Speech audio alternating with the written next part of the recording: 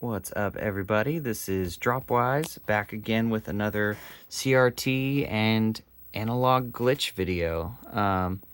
Today I wanted to go over a little bit about my true analog glitch setup. This is something that was gifted to me by a coworker by the name of Merc, so shouts out to Merc for this piece of gear that was sitting in his closet collecting dust. And now it sits in my closet collecting less dust. So thank you, Merc, for this awesome piece of gear. I've been really enjoying it. So what is it? This is a analog video mixer, and on the top here is a Geisges HSS3i analog audio and video synthesizer. They get that right. So this is an older piece of tech, and I've really been enjoying kind of getting to know it a little bit better.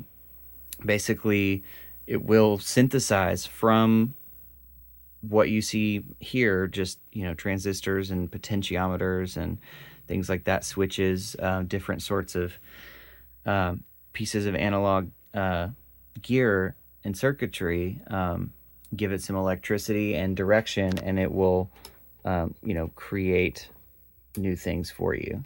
So it's got some glitches built into it, some pretty cool stuff, and it's very cool. It's a little unpredictable, but in a good way.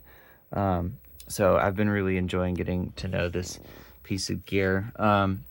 But the cool thing about it is you can set it up and you can sort of just let it go, and it will sort of just do its thing, especially if you set it up for feedback loops on the mixer side, because it's got two outputs. You can use one of those outputs and feed it right back in as another input, and it kind of creates a feedback loop effect, sort of like looking in a mirror with another mirror.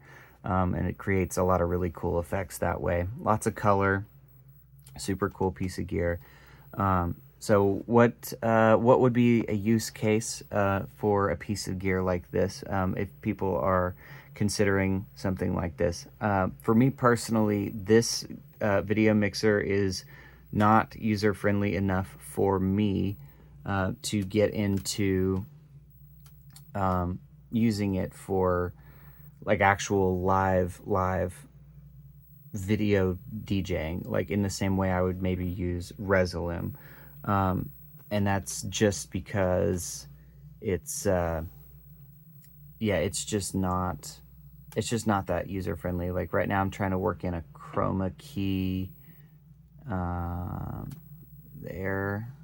Maybe can catch the right color.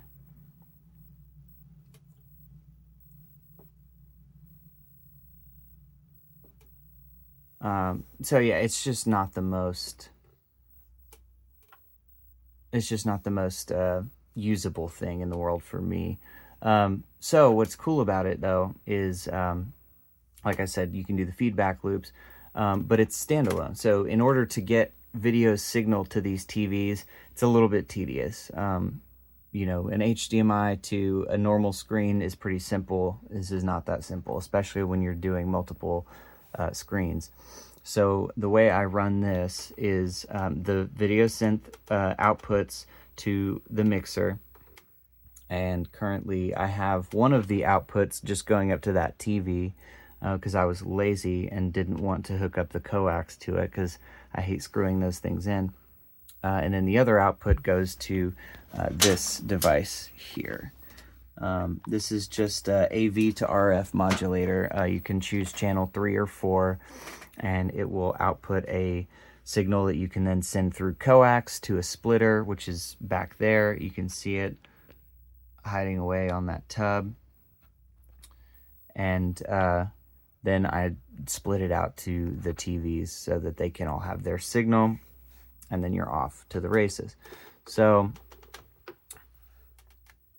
if I'm going to be using this, it would generally be in an area that I'm not going to be monitoring or physically being present in most of the time. Like a lot of times, bigger venues, there'll be like a lounge area that will be separate from where I am, but I also want to extend like my visual projects to those areas, so people who are wanting to lounge don't feel, they can enjoy some of what's going on as well. And that's just something that I would, like to provide at any time I can.